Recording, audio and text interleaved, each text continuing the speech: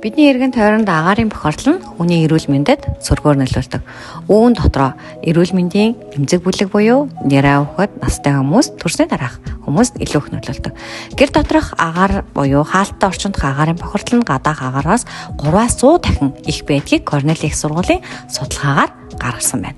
Энэхүү судалгаагаараа хүүхдүүд нь амьдралынхаа 90%-ийг хаалттай орчинд өнгөрүүлж байгаагаас түүний 75%-ийг гэртээ өнгөрүүлдэг байна. Энэ нь юу гэсэн үг вэ гэхээр тухайн хүүхэд шалнаас 1 метрийн зайд амьдардаг бөгөөд агаарт байгаа хүнд металл болон органик дэгдэмхий бодис. Хүний бид хортой бодисууд хүндийн жингээрээ агаарын доод хэсгээр илүү их байдаг учраас хүүхдүүд энэхүү хорт бодист хордох магадлал өндөр байна. Энэ нь өөрөө хевс болон барилгын материал, дотор засалж хэмээл шал, ханна ялгарч байгаа янз бүрийн химийн бодисуудад өртөх нөлөөлөл их байдаг байх нэ.